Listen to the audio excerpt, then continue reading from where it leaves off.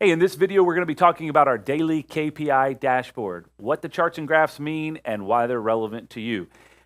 First, you have to log into the OMS Pro software through TrackVia. If you have trouble doing that, refer to the previous video for information on that. So assuming you've already logged in, we're going to jump into what the charts and graphs mean. We're going to show this to you on the desktop version as well as the mobile version so you can see the difference.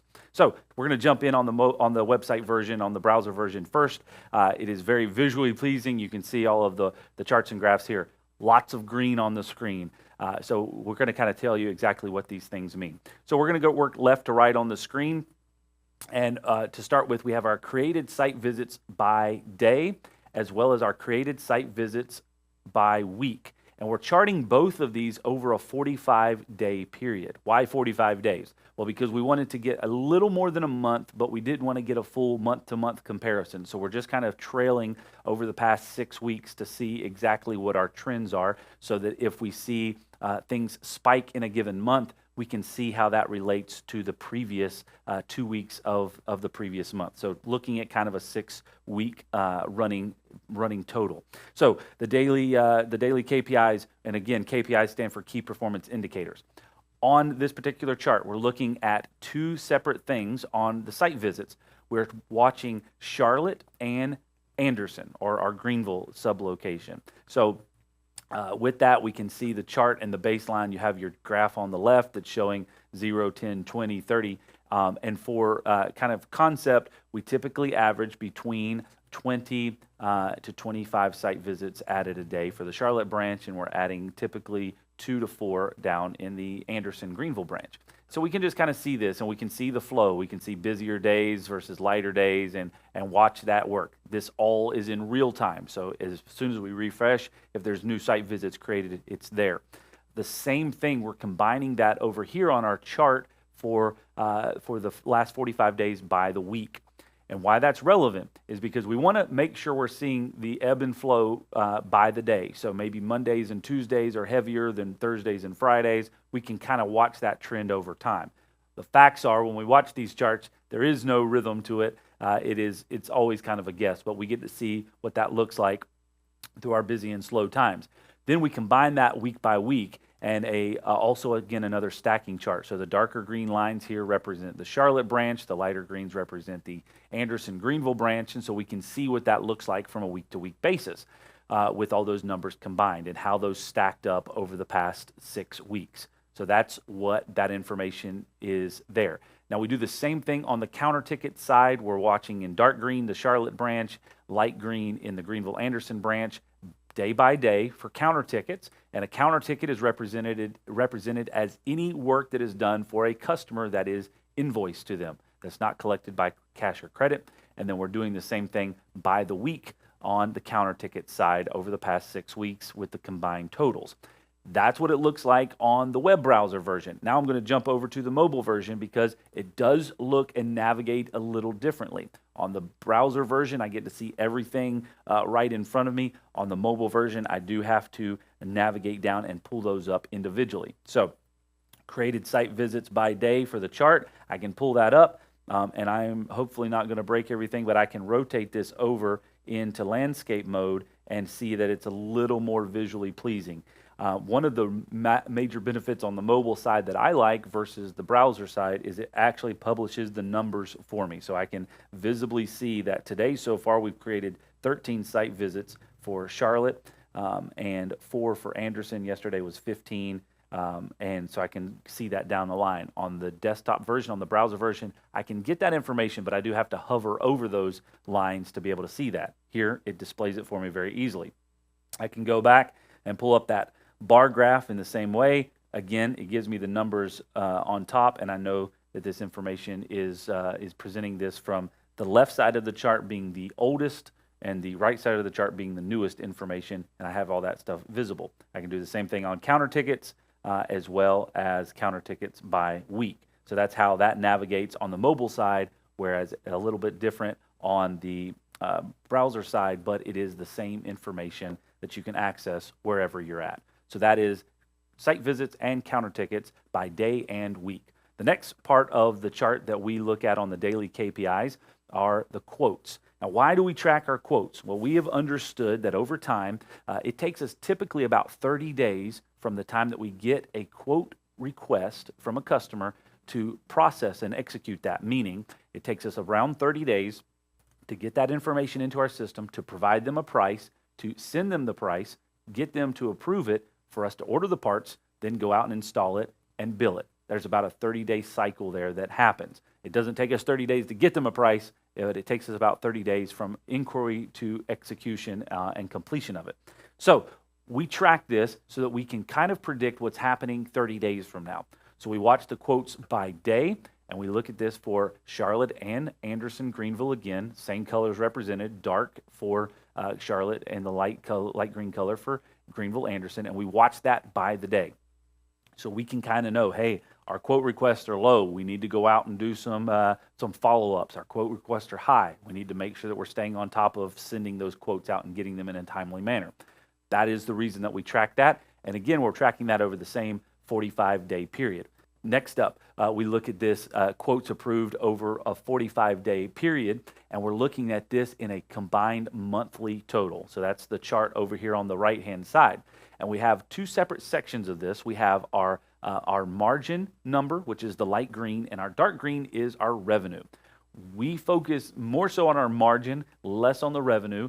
And the reason for that is we're focusing on the real dollars that are coming into the organization. The overall revenue number includes the cost of goods, meaning the amount that we actually pay for the product. And that is a number that if we pay $100 for a product and we sell it for $150, we take that $100 and we pay it right back to the vendor that we purchased it from. So we don't account for that in the numbers that we're showing here. So that's the dark green versus the light green. And that's probably a whole separate section module for that. But for this case and purpose here, we're showing this by the month. What this chart means, and we're recording this on the first day of October, what this chart means is in the month of August, we had a lighter number of approvals, which for us turned into a lighter number of completed jobs in the month of September. But in the month of September, we had a higher number of approvals. So we had $76,000 in margin total approved in the month of September. That will ultimately end up being billed in the month of October. So we're tracking our demand and we're tracking our futures in these two charts here. What's coming in, what's being approved, so that we can prepare for that coming up in the following 30-day cycle.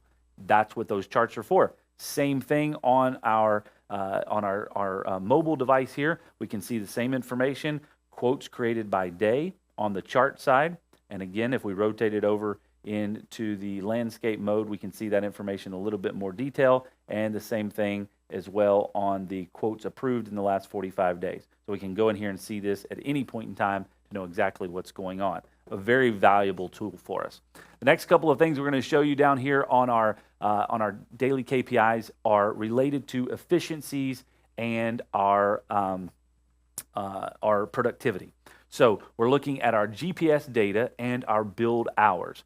And we're looking at this in a couple of different forms with our pie charts and some graphs. So our pie chart here is showing a separation and percentage of these several different categories.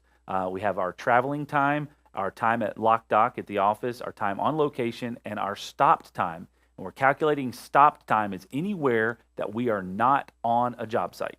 So we can look at that 33% of our time over on yesterday was stopped off job sites, 17% of our time was on job sites, 13% was at the office, and 37% was traveling.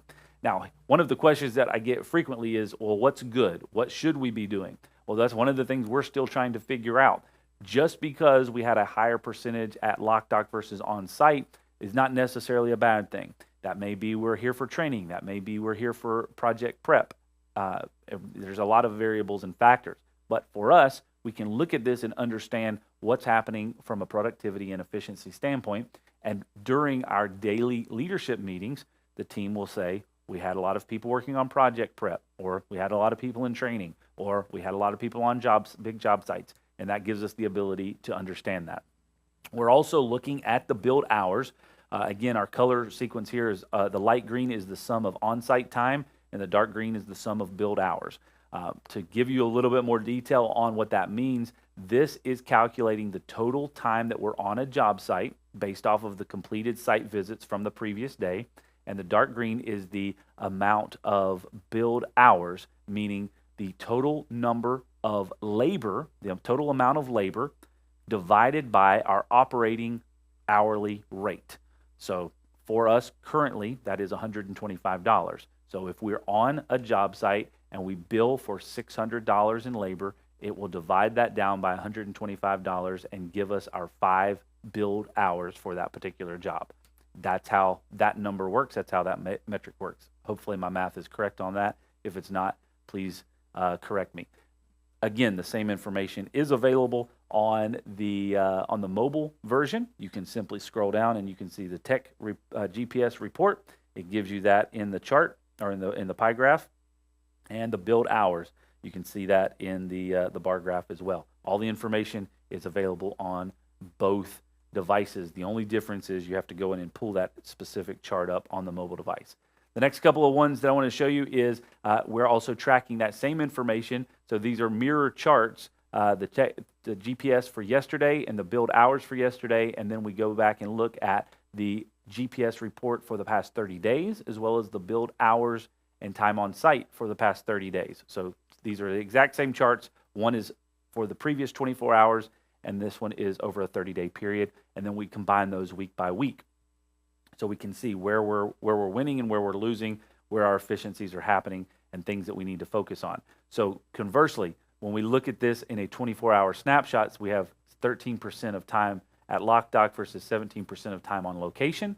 Down here on the 30-day chart, we have 19% on location with 14% at lock dock, 37% stop time, 30% travel, compared to 37% travel on the previous day.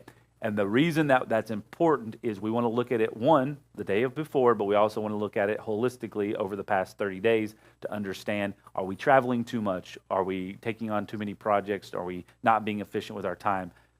The more travel time we have, obviously, will deplete our time on site.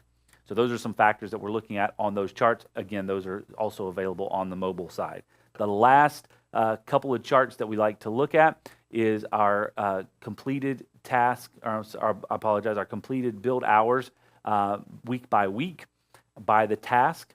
And then the last one here is our company income year to year by chart. So we show this information on a monthly basis regularly.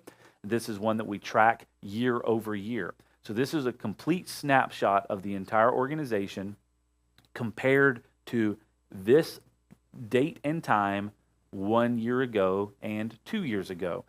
So you see that in 2020, 2019, and 2018 on the chart.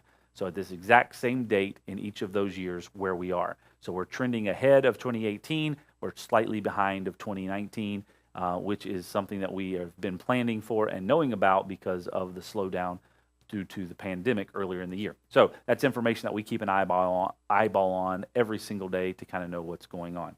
That same information is also available on the mobile device by simply clicking on that same chart, and you'll see that same information there. All the information is available and ready to go to navigate through that dashboard. So that is the daily KPI dashboard. Our next module will be discussing our winning formula